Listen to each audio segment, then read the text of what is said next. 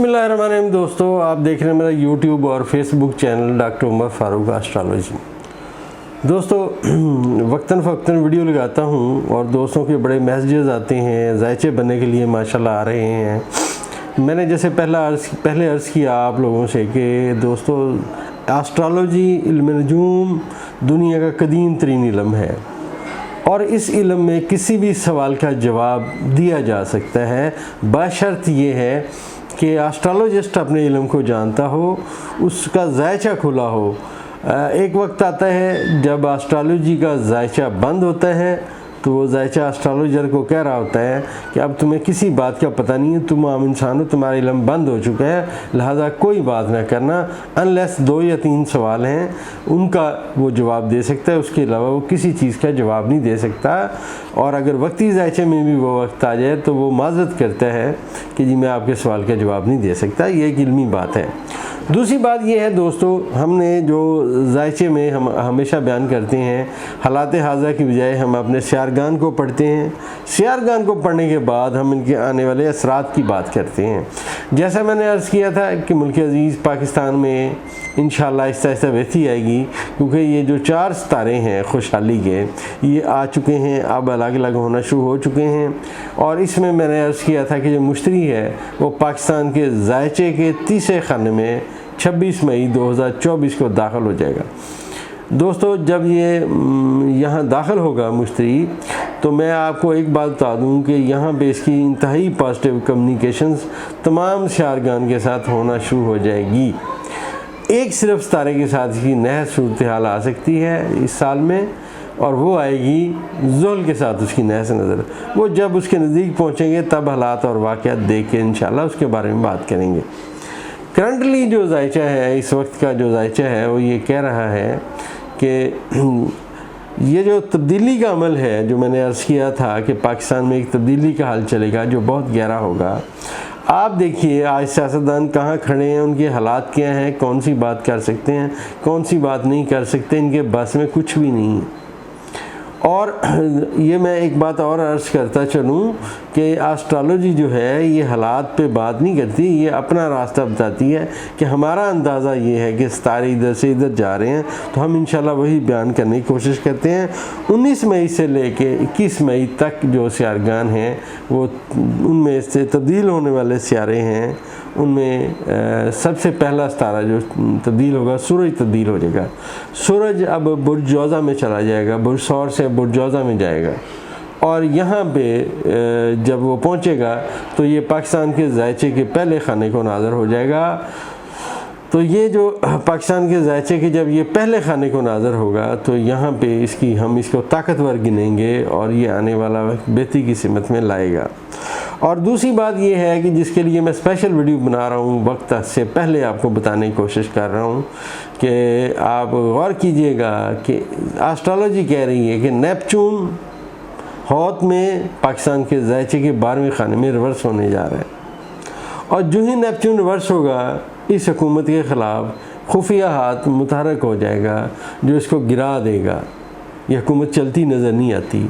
और उसमें मैं ये भी बताता चलूँ कि जब सियारगान को पढ़ें तो हैरान कुन बात यह है कि वो जो साजिश, जो लोग इस हुकूमत को गिराना चाह रहे हैं वो एक्टिव हो चुके हैं। उसमें अतारद का बड़ा रोल है। अतारद का रोल बुर्ज हमल में है। इस वक्त बुर्ज हमल में अतारद ने रास को क्रॉस किया है। अभी आपने देखा जब अतारद रास को क्रॉस कर रहा था तो तमाम जो साफ़ी हैं उनका वो इकट्ठे हो गए। यही तब्दीली की बातें हैं, आज तक क्यों नहीं इकट्ठे हुए। दरअसल दोस्तों, जब भी सितारे ताकतवर होंगे, किसी जगह पे 4 या 5 तारे इकट्ठे होंगे तो आप कहेंगे अब यहाँ पे तब्दीली आएंगी। ये एस्ट्रोलॉजी है। इंशाल्लाह थोड़े अरसे में मैं एक असबाक़ नजूम के नाम से इंशाल्लाह अपना जो लेक्चर शुरू कर रहा हूँ कि इल्म नजूम सीखने वाले जो दोस्त हैं वो मेरा लेक्चर देखें ताकि उन्हें पता चले इल्म नजूम का नुक्ता आगाज़ क्या है।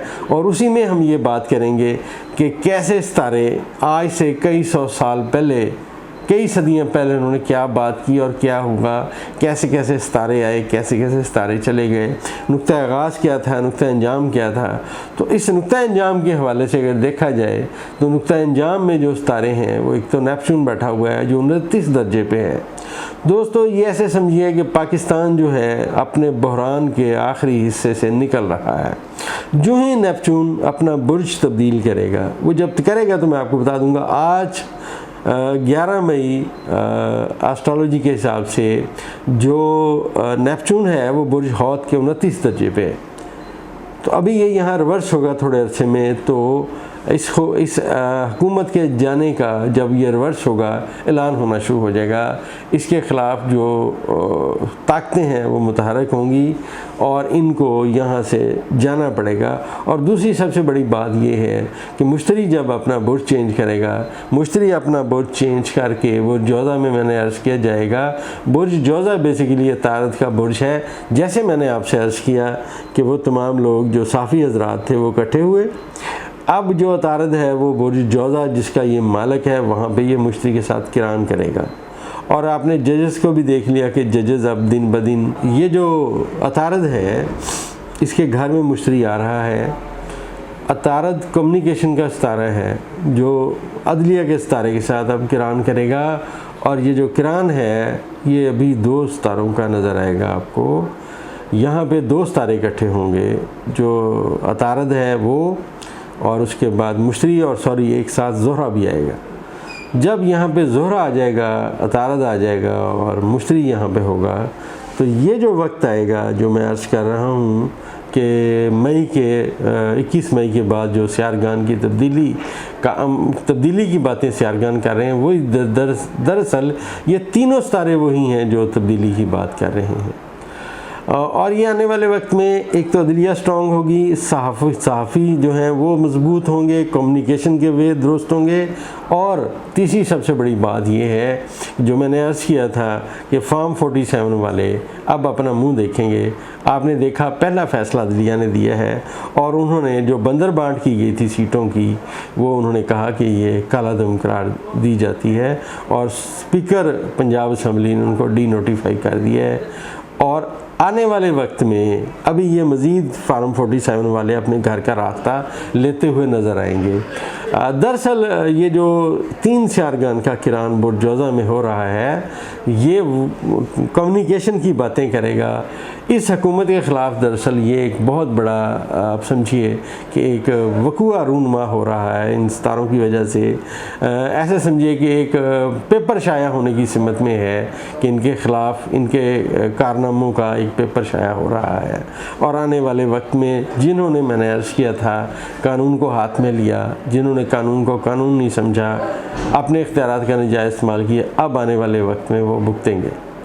और ये आने वाला वक्त इंशाअल्लाह पाकिस्तान में जैसे मैंने अर्ज़ किया था कि बेहतरी की सिमत में आहिस्ता आहिस्ता आता जाएगा।